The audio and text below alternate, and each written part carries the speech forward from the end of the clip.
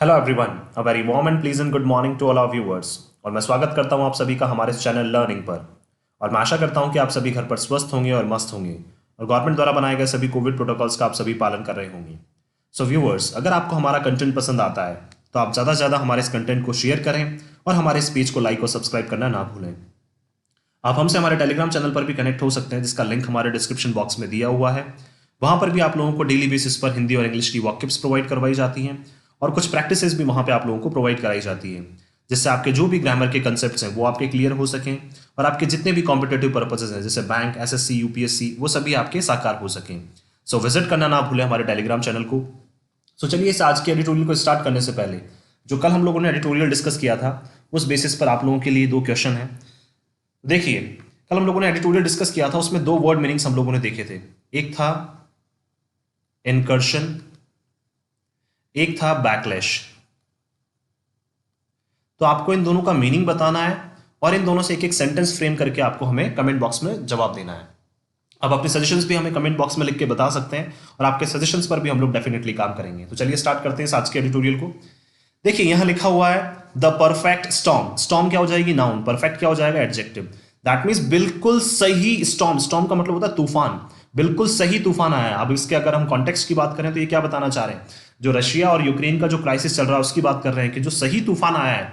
अभी क्या है, बिल्कुल इसको क्यों सही बोल रहे हैं कि अभी मैं बताता हूं आप लोगों को। क्योंकि क्या है, इस तूफान से क्या हुआ है, जो सभी कंट्रीज के जो ट्रेड्स हैं, जो बिजनेसेस हैं और जो सभी कंट्रीज के स्टॉक मार्केट्स हैं जहां पे क्या करते हैं, वो इन्वेस्ट करते हैं, पैसा इन्वेस्ट करते हैं। दैट मीन्स क्या है, जितनी भी कंट्रीज है वर्ल्ड वाइड उन सभी पे क्या हो रहा है, बहुत बुरा असर पड़ रहा है। इसीलिए क्या लिखा हुआ है इन्होंने, बिल्कुल सही तूफान आया। लेकिन यहाँ पे जो ज्यादा बात की जा रही है वो इंडिया की बात की जा रही है कि इंडियन मार्केट पे किस तरह से असर पड़ रहा है, इंडिया के जो बिजनेसेस हैं, जो ट्रेड है इंडिया का बाकी कंट्रीज के साथ, स्पेशली रशिया के साथ भी किस तरह से उस पर असर पड़ेगा।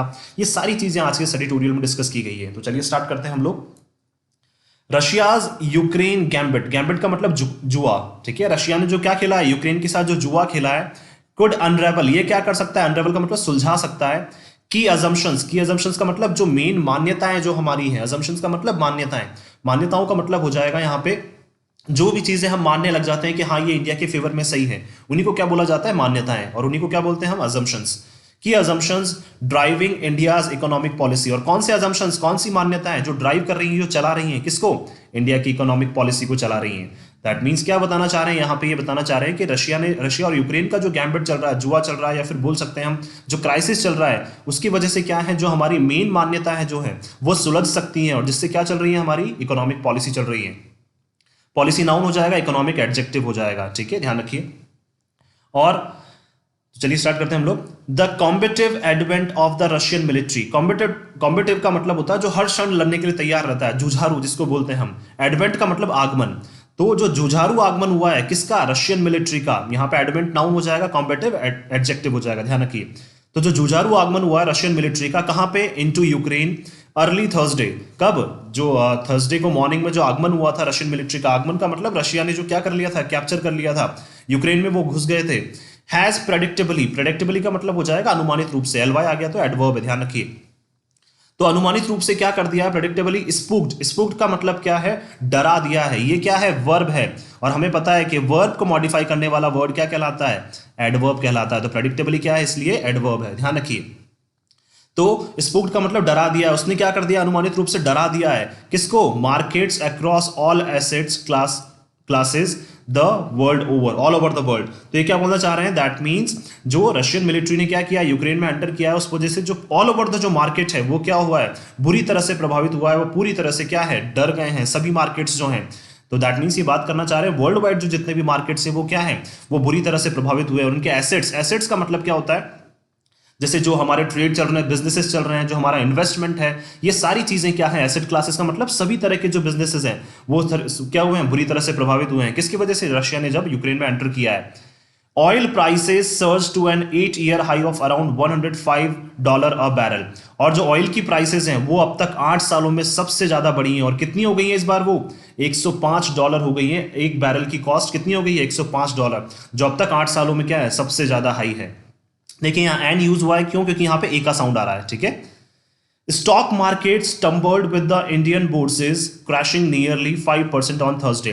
जो स्टॉक मार्केट है, स्टॉक मार्केट मतलब जहां पे पैसा लोग स्टॉक करते हैं, इन्वेस्ट करते हैं, जहां पे पैसा सिक्योर रखते हैं अपना, तो वो स्टॉक मार्केट भी इंडिया का वो क्या है, बुरी तरह से गिर चुका है। टम्बल्ड का मतलब गिर चुका है विद द इंडियन बोर्सेज, ठीक है। स्टॉक मार्केट, अब ये बात कर रहे हैं वर्ल्ड वाइड जो स्टॉक मार्केट है वो भी बुरी तरह से गिर गया है। क्यों? क्योंकि जो इंडिया का स्टॉक मार्केट है, बोर्सेज का मतलब इंडिया का स्टॉक मार्केट पे भी किस तरह से वर्ल्ड लेवल पे जो स्टॉक मार्केट है उस पर फर्क पड़ रहा है इंडिया की स्टॉक मार्केट से भी।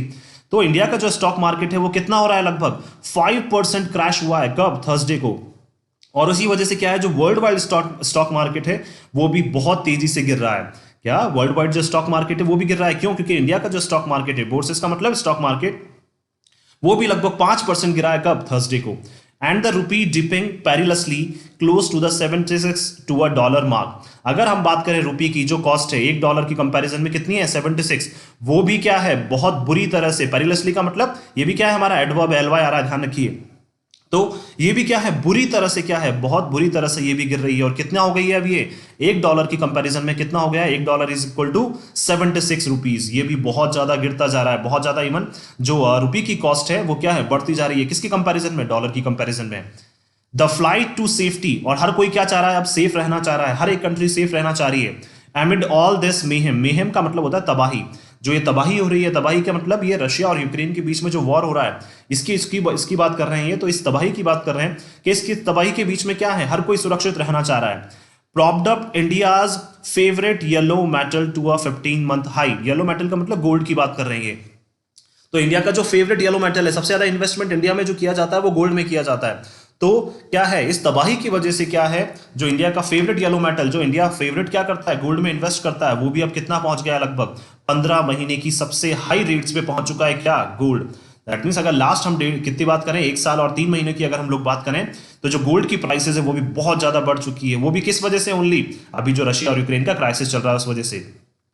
डोमेस्टिक स्टॉक इंडाइसेस, इंडाइसेस का मतलब इंडेक्सेस, जो डोमेस्टिक स्टॉक को क्या करती है, मैनेज करती है। कि डोमेस्टिक का मतलब जो इंडिया में जो स्टॉक्स किए जाते हैं, जो पैसा इन्वेस्ट किया जाता है, that have already been witnessing tumultuous swings. Swings क्या है, नाउन हो जाएगा, ट्यूमल्टस एडजेक्टिव हो जाएगा। ट्यूमल्टस का मतलब डिसऑर्डर क्रिएट करना, अशांत रहना। तो हमें पता है कि डोमेस्टिक इंडेक्स जो इंडाइसेस हैं वो पहले से ही विटनेस कर रहे हैं, पहले से ही जूझ रहे हैं। वो तो किससे? ट्यूमल्टस, जो अशांत स्विंग्स उसमें आ रहे हैं। दैट मींस डोमेस्टिक स्टॉक जो है वो पहले से ही परेशान है। और उसके बाद क्या है, in recent weeks as global inflation flared up. और उसके बाद क्या है, जो कुछ ही अभी हाल ही के वीक्स में अगर हम लोग बात करें, तो जो ग्लोबल इन्फ्लेशन है, ग्लोबल इन्फ्लेशन का मतलब जो ग्लोबल लेवल पे जो प्रोडक्ट्स की प्राइसेस हैं वो भी क्या हो गई है, एकदम से फ्लेयर अप। फ्लेयर का अप का मतलब बढ़ जाना। वैसे फ्लेयर अप का मतलब होता है जल जाना, आग लगना। तो आग लगने की तरह बोल सकते हैं हम कि जिस तरह से आग लगती है और वो फैल जाती है, उसी तरह से जो ग्लोबल इन्फ्लेशन है, ग्लोबल जो प्रोडक्ट्स हैं उनकी प्राइसेस भी क्या होती जा रही हैं, बढ़ती जा रही हैं। डोमेस्टिक प्रोडक्ट्स जो है, डोमेस्टिक स्टॉक मार्केट तो पहले से ही क्या कर रहा है, जूझ रहा है। किससे? ट्यूमल्टस स्विंग्स। ट्यूमल्टस स्विंग्स का मतलब होता है जो अशांत क्या है, वातावरण से तो पहले ही वो जूझ रहा है। और उसके बाद क्या है, हाल ही में क्या है, जो ग्लोबल इन्फ्लेशन है वो भी क्या बहुत ज्यादा बढ़ गया है। And the US federal reserve signalled. और यूएस का जो फेडरल का मतलब क्या है, यूएस की एक एजेंसी है जो क्या करती है, वर्ल्ड लेवल पे क्या करती है, पैसा इन्वेस्ट करती है, पैसा रखती है, सुरक्षित रखती है।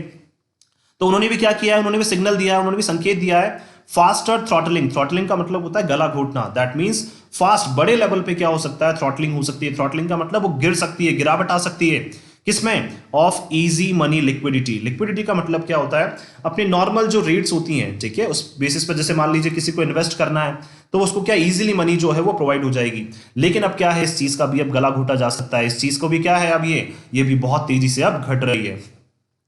Dead pared some of these initial losses on Friday. और ये क्या है, कुछ लॉसेज हैं जो कब हुए हैं, फ्राइडे को। हम लोगों को कुछ ये लॉसेज जो हैं वो फ्राइडे को फेस करने पड़े हैं। दैट मीन्स ये वर्ल्ड लेवल पे भी बात कर रहे हैं और इंडिया की भी बात कर रहे हैं कि इंडिया का जो $1 की कंपैरिजन कितना हो गया, $1 की कंपैरिजन में इंडियन रुपये की वैल्यू हो गई 76, जो भी क्या है बहुत ज्यादा बढ़ती जा रही है। इंडिया की जो गोल्ड की प्राइसेस है वो भी बहुत ज्यादा बढ़ती जा रही है। इंडिया का डोमेस्टिक मार्केट वैसे ही क्या है, बहुत धीमा चल रहा है। और उसके बाद क्या है, जो ग्लोबल लेवल पे इन्फ्लेशन है, ग्लोबल लेवल पे जो मार्केट है वो भी क्या हो गया, एकदम से बहुत तेजी से बढ़ गया। और इसके अलावा जो इन्वेस्टमेंट के लिए जो इजी मनी पहले से क्या पैसा जो था इजीली प्रोवाइड करवा दिया जाता था, उसमें भी एक क्या है, गिरावट देखने को मिली है। तो ये सारे लॉसेस हो रहे हैं कब, जब थर्सडे को क्या किया, रशिया ने यूक्रेन में एंटर किया। उसके बाद ये सारे लॉसेस हम सभी को फ्राइडे को फेस करने पड़े हैं। बट मल्टी लेयर्ड अनसर्टेनिटी, ठीक है। और क्या है मल्टी लेयर पे, यानी कि बहुत सारी सतहों पे जो अनसर्टेनिटी, अनिश्चितता जो बनी हुई है, will keep investors nerves on edge. ठीक है, अब अनिश्चितता क्यों बनी हुई है? क्योंकि हमें इनको ये नहीं पता है, किसी को भी, किसको, स्पेशली इन्वेस्टर्स को जो पैसा इन्वेस्ट करेंगे, उनको ये नहीं पता है कि हमें किस जगह पैसा इन्वेस्ट करना चाहिए, किस कंट्री में अब करना चाहिए। क्यों? क्योंकि कोई भी कंट्री क्या है, अभी तक सुरक्षित नहीं है, ये मान के चल सकते हैं हम लोग। हर कंट्री क्या है, अब डर के स्टेप ले रही है। तो इसलिए क्या है, जो सबसे, इसलिए क्या बोलना चाह रहे हैं, मल्टी लेयर्ड, यानी कि जो अलग अलग सतहों पर जो अनिश्चितता बनी हुई है, अलग अलग कंट्रीज के लिए जो अनिश्चितता बनी हुई है, will keep investors nerves on edge. ये क्या करेगा, जो इन्वेस्टर्स हैं उनकी क्या है, नर्व्स का मतलब ये बात करना चाह रहा हूं, उनकी धड़कन को क्या रखेगा, बिल्कुल किनारे पर रखेगा। क्यों किनारे पर रखेगा? क्योंकि उनको नहीं पता है कि कहां हमें इन्वेस्ट करना अभी सही होगा। As will the diplomatic fallout of how the UNSC decides. और क्या होगा, साथ ही ये भी हमें देखना होगा कि जो डिप्लोमैटिक कूटनीतिक लेवल पे जो नतीजा होगा, फॉल आउट का मतलब जो नतीजा होगा किसका, कि किस तरह से यूएनएससी क्या करता है, डिसाइड करता है, निश्चय करता है टू टैकल, 2+V1 आ गया इन्फिनेटिव, कि टैकल करता है रशिया को इन इट्स वोट। ठीक है, कि यूएनएससी क्या करता है अपने लेवल पर, किस तरह से रशिया को टैकल करता है, ये भी उन इन्वेस्टर्स को देखना पड़ेगा। With the western world seeking strict condemnation. ठीक है, क्यों? क्योंकि जो वेस्टर्न कंट्रीज है वो क्या कर रही है, वो सीख कर रही है, देख रही है कि हमें क्या करना है, स्ट्रिक्ट, यानी कि कड़ी पाबंदियां, कड़ी शब्दों में वो निंदा कर रहे हैं, एंड सैंक्शंस, और कड़ी पाबंदी हम लोग लगाना चाहते हैं किसके ऊपर, रशिया के ऊपर। किसने कहा ऐसा? Western world. वेस्टर्न वर्ल्ड का मतलब वेस्टर्न जो कंट्रीज हैं। While India has thus far preferred not to take a side. लेकिन अभी तक क्या है, जबकि अगर बात करें, वाइल क्या है, प्रोनाउन है यहाँ पे, इंडिया ने अभी तक क्या है, अपने आप को प्रेफर किया है, अपने आप को माना है कि हम किसी भी साइड पे नहीं जाएंगे, ना हम यूक्रेन की साइड लेंगे, ना हम रशिया की साइड लेंगे। There could be a double edged economic ramifications. ठीक है, और इसके क्या हो सकते हैं, ऑब्वियस सी बात है, इंडिया भी साइड नहीं ले रहा और बाकी कंट्रीज भी क्या कर रही हैं, ओनली कंडेम कर रही हैं, निंदा कर रही हैं, कोई भी स्टेप नहीं ले रहा है। तो क्या हो सकते हैं इसके double edged economic ramifications. Ramifications का मतलब होता है प्रभाव, इकोनॉमिक, दैट मींस उनकी इकोनॉमी को प्रभाव डाल सके। तो क्या हो सकते हैं इस पर डबल एज, डबल एज का मतलब दोनों तरह से क्या हो सकते हैं, इकोनॉमी पे प्रभाव पड़ सकता है। फॉर दोज, किसके लिए, सिटिंग ऑन द फेंस, किसके लिए, जो बॉर्डर पे बैठे हुए हैं, फेंस का मतलब जो किनारे पे बैठे हुए हैं, इसके साथ, देखिए किनारे पे बात करना चाह रहे हैं, दैट मीन जिनकी डील्स जो है वो बिल्कुल किनारे पर हैं, जो डील्स उनकी साइन होने वाली थी, किसके साथ, रशिया के साथ या यूक्रेन के साथ, और जो लोग किनारे पर बैठे हुए हैं उनके लिए तो क्या हो सकता है, ये इकोनॉमी की उनकी बहुत बुरी तरह से प्रभाव डाल सकती है इकोनॉमी के ऊपर ये। If the extent of the sanctions against Russia are intensified, और अगर वो रशिया के साथ क्या करना चाह रहे थे, डील्स करना चाह रहे थे, लेकिन अगर सैंक्शंस, प्रतिबंध अगर रशिया के अगेंस्ट बढ़ा दिए गए, इंटेंसिफाइड का मतलब अगर वो बढ़ा दिए गए, तो वो कंट्रीज जो क्या है, फेंस पे, कॉर्नर पे बैठी हुई हैं, बॉर्डर पे बैठी हुई है रशिया के साथ डील करने के लिए, उनके ऊपर क्या सकता है, बहुत बुरी तरह से उनके ऊपर प्रभाव पड़ सकता है। वो भी कैसे प्रभाव, इकोनॉमिक लेवल पे, दैट मीन्स उनकी इकोनॉमी बहुत बुरी तरह से प्रभावित हो सकती है। This could debtor Indian interest, और ये क्या है, इंडियन इंटरेस्ट को भी क्या कर सकता है, कम कर सकता है। कब? अगर वो सैंक्शंस रशिया के ऊपर लगा दिए गए तो। B it in terms of trade financing, चाहे वो क्या हो, ट्रेड, बिजनेस लेवल पे जो फाइनेंस हो, फाइनेंस का मतलब जो पैसा आदान प्रदान होता है बिजनेस लेवल पे, दैट मींस इन्वेस्टमेंट की ये बात कर रहे हैं कि हम आपके यहाँ इतना इन्वेस्ट करेंगे, आप हमारे यहाँ इतना इन्वेस्ट करना। तो बिजनेस लेवल पे क्या है, जो पैसा है उसको भी क्या उसको भी बहुत बुरी तरह से प्रभावित कर सकता है। इन्वेस्टमेंट फ्लोज, ठीक है, और जिस तरह से हम लोग इन्वेस्टमेंट करते हैं एक दूसरी कंट्रीज में, उसको भी बुरी तरह से प्रभावित करेगा। एंड इवन बैंकिंग ट्रांसफर, और क्या है, बैंकिंग ट्रांसफर्स भी, as calls to bar Moscow from the SWIFT. ठीक है, बैंकिंग ट्रांसफर का मतलब जैसे रशियन बैंक ने क्या कर दिया, इंडियन बैंक्स में ट्रांसफर कर दिया जब इंडियन बैंक्स को जरूरत हुई, इंडियन बैंक्स ने रशियन बैंक्स को ट्रांसफर कर दिया जब उनको जरूरत हुई। तो ये बैंकिंग ट्रांसफर्स को भी क्या करेगा, बुरी तरह से प्रभावित करेगा। क्यों? क्योंकि कॉल्स, दैट मींस आवाज जो है वो बढ़ चुकी है, बार बार का मतलब प्रतिबंधित करने के लिए, किसको, मॉस्को को प्रतिबंध करने के लिए, उनको बाधित करने के लिए, from the Swift global payment network. ठीक है, स्विफ्ट का मतलब तेजी से जो ग्लोबल पेमेंट नेटवर्क है, जिसका हिस्सा कौन था, रशिया भी था। और जब भी रशिया को जरूरत होती थी, ग्लोबल पेमेंट नेटवर्क क्या करता है, किसी भी कंट्री को जब जरूरत होती है सॉरी, तो उनको पैसा ट्रांसफर कर देता है। तो रशिया को क्या किया जा रहा है, वहां से बाहर किया जा रहा है, उनको बंधित किया जा रहा है, प्रतिबंधित किया जा रहा है। अब वो क्या है, ग्लोबल जो पेमेंट नेटवर्क है उसका हिस्सा रशिया अब हो सकता है कि ना रहे, इसके ऊपर डिसीजन अभी ले सकते हैं ये। तो ये चीजें क्या है, मॉस्को को प्रभावित करेंगी, और मॉस्को को अगर प्रभावित कर रही है तो इंडिया भी इस तरह इन सब चीजों से कहीं ना कहीं तो प्रभावित होगा ही। ग्रो लाउडर, ग्रो लाउडर का मतलब, और ये आवाज है रशिया को प्रतिबंधित करने की, रशिया को क्या करने की, उनके ऊपर सैंक्शंस लगाने की आवाजें बढ़ती जा रही हैं। फॉर नाउ, अगर अभी हम बात करें, Russia's oil exports have not been explicitly target yet, लेकिन रशिया की अभी एक ही चीज है जो हमारे लिए रिलैक्सेशन की बात है, कि रशिया की जो ऑयल एक्सपोर्ट्स हैं उनके बारे में अभी तक बात नहीं की गई। एक्सप्लिसिटली का मतलब डायरेक्टली उनके बारे में बात अभी नहीं की गई है, उनको अभी तक टारगेट नहीं किया गया है। सारी चीजों को रशिया के टारगेट कर लिया है, ओनली ऑयल एक्सपोर्ट्स जो है वो उनको अभी तक टारगेट नहीं किया। एक्सप्लिसिटली क्या है, डायरेक्टली, ठीक है, स्पष्ट रूप से, और एलवाई आ गया तो ये क्या है, हमारा एडवर्ब है। India's imports of petroleum products from Russia are only a fraction of its total oil import bill. अगर इंडिया के इंपोर्ट की बात करें, जो इंडिया क्या करता है, पेट्रोलियम प्रोडक्ट्स लेता है किससे, रशिया से, वो क्या है, ओनली थोड़ा सा ही पार्ट है, ठीक है, हो सकता है 2%, 5% पार्ट है टोटल ऑयल इंपोर्ट बिल, जो हमारा टोटल ऑयल इंपोर्ट बिल बनता है, ठीक है, ऑयल का जो बिल बनता है टोटल, उसका हो सकता है, उसका क्या है, थोड़ा सा ही पार्ट क्या है, हम रशिया से लेते हैं ओनली, ठीक है, एंड दस रिप्लेसेबल। और हम क्या कर सकते हैं, अगर रशिया के ऊपर ये सैंक्शंस लगाते हैं तो इस चीज को हम क्या कर सकते हैं, रिप्लेस भी कर सकते हैं। क्यों? क्योंकि ज्यादा ऑयल हम लोग रशिया से या ज्यादा पेट्रोलियम प्रोडक्ट्स हम लोग रशिया से नहीं खरीदते हैं, तो इन सब चीजों को हम रिप्लेस कर सकते हैं, बदल सकते हैं। बट गेटिंग ऑल्टरनेटिव सोर्सेज, लेकिन क्या करना, ऑल्टरनेट प्राप्त करना, ऑल्टरनेट का मतलब कोई दूसरा सोर्स देखना, किसके लिए, फॉर फर्टिलाइजर्स, फर्टिलाइजर्स का मतलब उर्वरक जो होते हैं जो खेती में काम आते हैं, एंड सनफ्लावर ऑयल्स, ठीक है, कौन सा, सनफ्लावर ऑयल जो होता है हमारा सूरजमुखी का जो तेल होता है, ठीक है, जैसे बहुत सारे तेल वगैरह जो आते हैं सूरजमुखी के, वो कहां से आते हैं, वो रशिया से आते हैं। तो फर्टिलाइजर्स और सनफ्लावर ऑयल के लिए क्या, ऑल्टरनेटिव ढूंढना, ऑल्टरनेटिव का मतलब उनको रिप्लेस करना, मे नॉट बी इजी, ये इतना आसान भी नहीं होगा, ठीक है। हम लोग क्या करते हैं, बड़ी अमाउंट में क्या लेते हैं, फर्टिलाइजर्स और सनफ्लावर ऑयल रशिया से लेते हैं, तो उसको रिप्लेस करना भी आसान नहीं होगा। Exports to Russia account for less than 1% of India total exports, और इंडिया जितना टोटल एक्सपोर्ट करता है उसका ओनली 1% हम लोग क्या करते हैं, रशिया में एक्सपोर्ट करते हैं। रशिया से हम लोग इंपोर्ट बहुत ज्यादा करते हैं, लेकिन रशिया को एक्सपोर्ट, जो रशिया को इंडियन प्रोडक्ट्स हैं वो हम लोग बहुत कम एक्सपोर्ट करते हैं। तो ये चीजें भी ज्यादा फर्क अब नहीं करने वाली है। फार्मास्यूटिकल्स, फार्मास्यूटिकल्स का मतलब जो मेडिकल से रिलेटेड जो प्रोडक्ट्स हैं, मेडिकल से रिलेटेड जो मेडिसिन हैं, pharmaceuticals and tea could face some challenges, ठीक है, सबसे बड़े चैलेंजेस जो हैं वो कहाँ आ सकते हैं, मेडिकल इंडस्ट्री में, ठीक है, मेडिसिन इंडस्ट्री में। और टी, हम चाय भी क्या करते हैं, रशिया से काफी बड़ी अमाउंट में हम लोग चाय पत्ती या चाय वगैरह हम लोग लेते हैं, तो ये सारी चीजें क्या है, बड़े बड़े चैलेंजेस फेस कर सकती हैं। As well shipments to CIS countries, CIS का मतलब होता है कॉमनवेल्थ ऑफ इंडिपेंडेंट स्टेट्स, इसमें क्या है, बहुत सारी स्टेट्स हैं, ठीक है, और वो क्या है, जैसे बोल सकते हैं इंटरकनेक्टेड वर्ल्ड हम लोग बोल सकते हैं, बहुत सारी स्टेट्स हैं, जैसे यूरोप की और एशिया की बहुत सारी स्टेट्स हैं, बहुत सारी कंट्रीज हैं जो एक साथ क्या है, मिलजुल कर बैठी हुई हैं, ठीक है, मिली जुली हुई हैं, और इनके बीच में क्या चलती हैं, ट्रेड्स और बिजनेस चलते हैं, इनके बीच में व्यापार चलता है। तो क्या है, शिपमेंट्स, शिपमेंट्स का मतलब होता है जो कार्गोज भेजे जाते हैं ना शिप के थ्रू, दैट मीन्स जो प्रोडक्ट्स भेजे जाते हैं शिप के थ्रू, उसको भी क्या कर सकता है, ये बुरी तरह से प्रभावित कर सकता है। तो फ्रेट रेट्स, फ्रेट रेट्स का मतलब होता है जो कार्गो की जो रेट्स है, ठीक है, जैसे कार्गो में जो शिप के थ्रू क्या प्रोडक्ट्स जो भेजे जाते हैं उनकी जो रेट्स हैं वो भी क्या हो रही है, हाइक्स, वो भी बढ़ती जा रही हैं। Could make overall exports less competitive too, ठीक है, और इससे क्या हो सकता है, जो ओवरऑल एक्सपोर्ट है, जो हम लोग इंडिया से बाहर एक्सपोर्ट कर रहे हैं, वो भी क्या है, बहुत कम क्या होता जाएगा, कॉम्पिटेटिव होता जाएगा। कम कॉम्पिटेटिव का मतलब उसमें कॉम्पिटिशन नहीं रहेगा। क्यों? क्योंकि क्या है, रेट हाइक्स भी बढ़ती जा रही हैं। अगर हाइक्स बढ़ती जा रही हैं तो हर एक कंट्री सोचेगी कि हम लोग क्या करें, कम से कम प्रोडक्ट्स जो हैं वो एक्सपोर्ट करें। क्यों?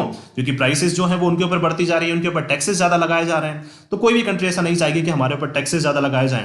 तो जो कॉम्पिटिशन है मार्केट में, एक्सपोर्ट कॉम्पिटिशन जो है वो भी कम होता जाएगा। But it is the indirect impact of the on the trade account. लेकिन क्या है, एक इनडायरेक्ट इंपैक्ट, ठीक है, स्पष्ट रूप से डायरेक्टली रूप से हम लोग नहीं बोल सकते हैं, लेकिन इनडायरेक्टली क्या कर रहा है, ये प्रभाव डाल रहा है किसके ऊपर, ट्रेड, जो हमारे बिजनेसेस के ऊपर है। दैट इज मोर वरिंग, ठीक है, और वही क्या है, हमारे लिए सबसे बड़ा चिंता का कारण है। ठीक है, हमारे लिए सबसे बड़ी चिंता का कारण क्या है कि ये कहीं ना कहीं हमारे बिजनेसेस पर तो क्या कर रहा है, प्रभाव डाल रहा है। The surge in crude oil prices, ठीक है, सर्ज का मतलब जो बढ़ती जा रही है क्रूड ऑयल की prices, will drum up India's in elastic oil import bill. In elastic का मतलब जिसको हम ज्यादा नहीं खींच सकते हैं। ऑयल इंपोर्ट का जो बिल है वो वैसे ही बहुत ज्यादा हो रहा है, उसको हम और ज्यादा नहीं खींच सकते हैं। तो इन इलास्टिक का मतलब जिसको ज्यादा नहीं खींच सके। तो जो क्रूड ऑयल की प्राइसेस हैं वो भी क्या कर रही हैं, will drum up India's in elastic oil import bill. वो भी क्या कर सकती हैं, क्रूड ऑयल की जो प्राइसेस हैं वो भी इंडिया का जो इंपोर्ट बिल है उसको और ज्यादा बढ़ा सकती है। लेकिन हम क्या चाहते हैं, उसको हम ज्यादा बढ़ाना नहीं चाहते हैं। क्यों? क्योंकि हमारा जो ऑयल का इंपोर्ट बिल है वो वैसे ही बहुत ज्यादा है। And gold imports, gold imports का मतलब जो गोल्ड हम लोग लेते हैं बाहर की कंट्रीज से और ऑयल हम लोग लेते हैं, ये बिल क्या है, वैसे ही बहुत ज्यादा है। Gold imports could jump back up and keep the rupee under pressure, ठीक है, और जो गोल्ड का इंपोर्ट है, जो सोना हम लोग बाहर से लेते हैं, जो गोल्ड हम लोग बाहर से मंगाते हैं, वो भी क्या हो सकता है, वो भी जंप कर सकती है, उसकी प्राइसेस भी जंप कर सकती है। और इस वजह से क्या है, जो हमारा पैसा है वो क्या रहेगा, अंडर प्रेशर, ठीक है, क्या रहेगा, बिल्कुल वो प्रेशर में रहेगा। यानी कि पैसे की जो कीमत है वो और ज्यादा इवन इंटरनेशनल मार्केट में क्या होती जाएगी, कम होती जाएगी। Trade and current account deficit, अगर हम लोग बात करें बिजनेस लेवल पे, और जो current account deficit, account deficit का मतलब होता है जो इकोनॉमी की ये बात करना चाह रहे हैं कि इकोनॉमिकल लेवल पे जो क्या हो रहे हैं, डेफिसिट्स हो रहे हैं, जो लॉसेज हो रहे हैं, मे बी जेपरडाइज्ड, ठीक है। जेपरडाइज्ड का मतलब क्या होता है, यहाँ पे नुकसान होना, खतरा होना, ठीक है। तो हमारा जो बिजनेस है उसको भी क्या है, बहुत बड़ा खतरा हो सकता है। और जो हमारे करंट अकाउंट डेफिसिट्स हैं उसको भी क्या हो सकता है, बहुत बड़ा खतरा हो सकता है। जेपरडाइज्ड यहाँ पे एडजेक्टिव है, ध्यान रखिए। Although forex reserves are healthy, ठीक है, इंडिया के क्या है ट्रेड, इंडिया का जो बिजनेस है उसको खतरा है, स्टॉक मार्केट को खतरा है, लेकिन जो फॉरेन एक्सचेंज रिजर्व है, फॉरेन एक्सचेंज रिजर्व का मतलब जैसे एक एंटिटी होती है, एक ग्रुप है जो क्या करता है, पैसा इन्वेस्ट करता है, पैसा रखता है, या फिर कोई भी जो उनके जैसे गोल्ड के प्रोडक्ट्स हैं वो क्या करता है, अपने पास सिक्योर रखता है ताकि किसी भी कंट्री को जरूरत पड़े तो वो उनको दे सके। तो जो फॉरेन एक्सचेंज रिजर्व्स हैं, ठीक है, इंडिया के, वो तो क्या है, हेल्दी हैं। ये बात करना चाह रहे हैं इंडिया में जो क्या है, फॉरेन कंट्रीज अपना पैसा इन्वेस्ट करती हैं और उनका जैसे मान लीजिए उन्होंने गोल्ड इन्वेस्ट किया, गोल्ड दिया इंडिया को, तो वो सारी चीजें तो क्या है, हेल्दी है। लेकिन इंडिया का जो स्टॉक मार्केट है वो गिरता जा रहा है, लेकिन जो फॉरेक्स रिजर्व्स है, फॉरेक्स रिजर्व का मतलब फॉरेन एक्सचेंज जो रिजर्व है वो तो क्या है, हेल्दी है, वो तो सुरक्षित है। द बिगेस्ट कंसर्न, हमारे लिए सबसे बड़ा जो कंसर्न है, देखिए एसटी आ गया और द आ गया, सुपरलेटिव डिग्री, ध्यान रखिए, कंसर्न नाउन हो जाएगा, बिगेस्ट एडजेक्टिव हो जाएगा। तो हमारे लिए सबसे बड़ा जो चिंता का कारण है for India, however remains the impact of oil prices on inflation, ठीक है, दैट मींस किसके ऊपर, जो ऑयल प्राइसेस हैं, ठीक है, वो हमारे लिए क्या है, सबसे बड़ा चिंता का कारण है। क्यों? क्योंकि ऑयल प्राइसेस जो है वो भी क्या करती जा रही है, इन्फ्लेट करती जा रही है, बढ़ती जा रही है। तो हमारे लिए सबसे बड़ा चिंता का कारण क्या है, ऑयल की प्राइसेस। रशिया से हम लोग चाहे इतना नहीं लेते हैं पेट्रोलियम प्रोडक्ट्स या ऑयल प्रोडक्ट्स, लेकिन क्या है, बाकी कंट्रीज से तो लेते हैं, तो हमारा जो बिल है वो कहीं ना कहीं तो क्या बढ़ता ही जाएगा। And the unraveling of the budget math which hinges on average oil prices of $75 a barrel, ठीक है, कितना है लगभग, देखिए, और अनरेवलिंग का मतलब सुलझाना, किसको, बजट मैथमेटिक्स को, बजट की मैथमेटिक्स को सुलझाना, जो किसके ऊपर लटकी हुई है, विच हिंजेस का मतलब जो किसके ऊपर लटकी हुई है, विच क्या है, प्रोनाउन है यहाँ पे, जो लटकी हुई है किसके ऊपर, कि हम लोग भाई एवरेज ऑयल की जो प्राइसेस है एक बैरल में वो कितना देंगे हम लोग, $75 हम लोग पे करेंगे, ठीक है, एक बैरल में कितना पे करेंगे हम लोग, कि $75 हम लोग पे करेंगे, ठीक है। ये इंडिया ऐसा बोल रहा है, क्यों? क्योंकि इंडिया के बजट के अकॉर्डिंग इंडिया ऐसा बोल रहा है कि हम लोग $75 हम लोग पे करेंगे एक बैरल का, लेकिन जो इंटरनेशनल मार्केट में ऑयल की प्राइसेस है वो तो बहुत बुरी तरह से बढ़ती जा रही हैं।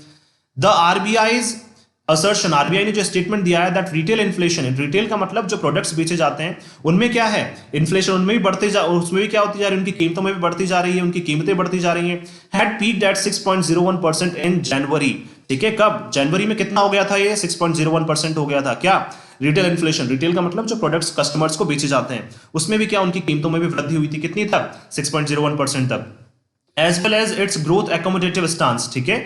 और ये क्या है, इन्फ्लेशन, देखिए दैट मीन्स ये बोलना चाह रहे हैं कि भाई लोग ज्यादा से ज्यादा प्रोडक्ट्स को भी खरीद रहे हैं, तो क्या हो रही है, ग्रोथ एकोमोडेटिव, एकोमोडेटिव का मतलब एडेप्टिव स्टांस, और इसका क्या है, किसका, रिटेल इन्फ्लेशन का, कि ये क्या है, ग्रोथ को भी क्या कर रहा है, एक तरह से हम लोग ग्रोथ भी इसमें देख सकते हैं। मे नीड अ रीथिंक, लेकिन फिर भी हमें क्या है, वापस दोबारा सोचने की जरूरत है।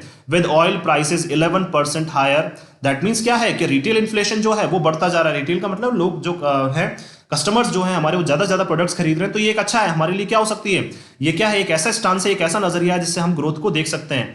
लेकिन क्या है, हमें दोबारा सोचने की जरूरत है, किसके ऊपर, ऑयल प्राइसेस के ऊपर, जो 11% बढ़ चुकी है, कब से, February 10 मॉनेटरी पॉलिसी रिव्यू, जब से इन्होंने क्या किया है, आरबीआई ने क्या किया है, जब से अपनी मॉनेटरी पॉलिसी यानी कि पैसे से रिलेटेड जो पॉलिसी को रिव्यू किया है, दोबारा से देखा है, कब, 10 फरवरी को, तब से जो ऑयल की प्राइसेस है वो 11% तक बढ़ चुकी है। ऑन द फिस्कल साइड अगर हम लोग बात करें, फिस्कल ईयर दैट मींस जो एक साल का होता है जिसमें हम क्या करते हैं, फाइनेंशियल्स जो होते हैं कंट्री के वो देखते हैं, अगर उसकी हम बात करें, द गवर्नमेंट जो हमारी सरकार है, which has been conservative in its revenue assumptions, ठीक है, जो क्या रही है, कंजर्वेटिव का मतलब रूढ़िवादी रही है, जो हमेशा से एक ही सोच पे चलती रही है, वो भी किस लिए, अपने रेवेन्यू एजम्पशंस के लिए। रेवेन्यू का मतलब जो रिटर्न उनको मिलता है, जगह जगह से जो रिटर्न उनको मिलता है, अलग अलग ऑर्गेनाइजेशन से जो रिटर्न मिलता है, उनसे रिलेटेड जो मान्यता है उनके लिए क्या रही है, गवर्नमेंट जो है वो कंजर्वेटिव रही है। कंजर्वेटिव का मतलब रूढ़िवादी रही है, अपनी सोच को चेंज नहीं करना चाह रही है, वो भी किसमें, बजट में इन्होंने ऐसा बताया था कि भाई हम अपनी सोच को चेंज नहीं कर सकते, हम कंजर्वेटिव ही रहेंगे, किस लिए, रेवेन्यू एजम्पशंस के लिए।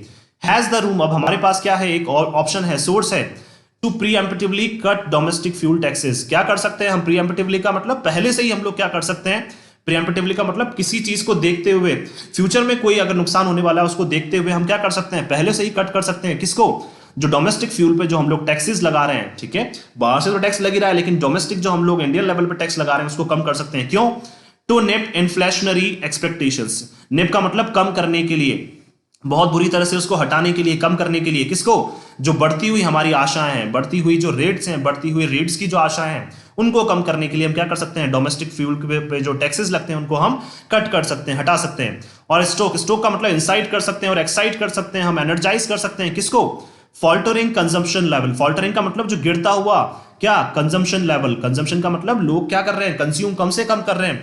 क्यों? क्योंकि कंजम्पशन लेवल क्या है, लगातार गिरता जा रहा है। तो उसको हमें क्या करने की जरूरत है, अब वापस उठाने की जरूरत है। स्टॉक का मतलब वापस उठाने की जरूरत है। And sustain India's phrasal post covid recovery, और हमें बनाए रखना है क्या, किसको, इंडिया की जो धीमी, फ्रेजल का मतलब जो वीक, बहुत कमजोर तरीके से क्या हो रही है, इंडिया की जो रिकवरी हो रही है, अब धीरे धीरे ही हो रही है लेकिन रिकवरी तो हो रही है। तो उस रिकवरी को क्या करना है, हमें बनाए रखना है थ्रू दिस ग्लोबल चर्न। ठीक है, किसकी वजह से, जो इस ग्लोबल चर्न, ग्लोबल चर्न का मतलब हो रहा है जो ग्लोबल लेवल पे क्या हो रहा है, एजिटेशन, जो प्रोटेस्ट हो रहा है ग्लोबल लेवल पे, जो क्राइसिस चल रहा है, उसके बाद भी क्या करना है हमें, जो इंडिया की जो रिकवरी है कोविड-19 के बाद उसको बनाए रखना है, और हमारे जो कंजम्पशन लेवल है उसको भी हमें बनाए रखना है। तो अगर हम लोग इसको ओवरऑल सम अप करें तो ये बात करना चाह रहे हैं यहाँ पे कि स्टार्टिंग से कैसे हम लोग जो इंडिया का जो मार्केट है वो किस तरह से अफेक्ट हो रहा है, और रशिया का उसके ऊपर क्या प्रभाव पड़ रहा है। देखिए, रशिया से हम लोग ज्यादा प्रोडक्ट्स नहीं लेते हैं, तो हो सकता है कि इंपोर्ट्स और एक्सपोर्ट्स पे इंडिया के ज्यादा फर्क ना पड़े, बट वर्ल्ड वाइड देखें तो वर्ल्ड वाइड हमें बहुत बुरी तरह से प्रभाव हम पर कहीं ना कहीं तो पड़ ही रहा है। तो हम लोग ये देख सकते हैं क्योंकि जो चीज़ें हैं, जो रेट्स की जो प्राइसेस हैं, स्पेशली ऑयल की अगर हम लोग बात करें तो ऑयल प्राइसेस भी धीरे धीरे बढ़ती जा रही हैं, और वो सारी चीज़ें, स्टॉक मार्केट है वो भी गिरता जा रहा है। वो सब किसकी वजह से हो रहा है, ओनली जो रशिया और यूक्रेन का जो क्राइसिस हो रहा है, इस वजह से क्या है, ये सारी चीज़ें, इनकी जो प्राइसेस हैं वो बढ़ती जा रही हैं। ठीक है, स्टॉक मार्केट गिरता जा रहा है, इंडिया का भी और वर्ल्ड लेवल पे भी स्टॉक मार्केट जो है वो गिरता जा रहा है। तो जल्द से जल्द क्या है, जो रशिया और यूक्रेन का क्राइसिस, अगर ये जल्द से जल्द खत्म होगा तो शायद हो सकता है जो प्राइसेस हैं वो फिर से क्या नीचे आ जाए, और सभी के लिए क्या हो सकती है, वो पॉकेट फ्रेंडली हो सकती है। फिर हर कोई क्या सोच सकता है, जितने भी कस्टमर्स हैं, जितने भी कंज्यूमर्स हैं, उनके लिए भी वो हेल्पफुल हो सकती है। सो मैं आशा करता हूं कि आप सभी को ये आर्टिकल जो है वो समझ आया होगा, आपको पसंद आया होगा। अगर आपको हमारा आर्टिकल पसंद आया तो आप ज़्यादा से ज़्यादा हमारे इस आर्टिकल को शेयर करें, और हमारे इस पेज को लाइक और सब्सक्राइब करना ना भूलें। So thank you so much कि आपने इस वीडियो को अंत तक देखा। Thank you so much once again for your love and support.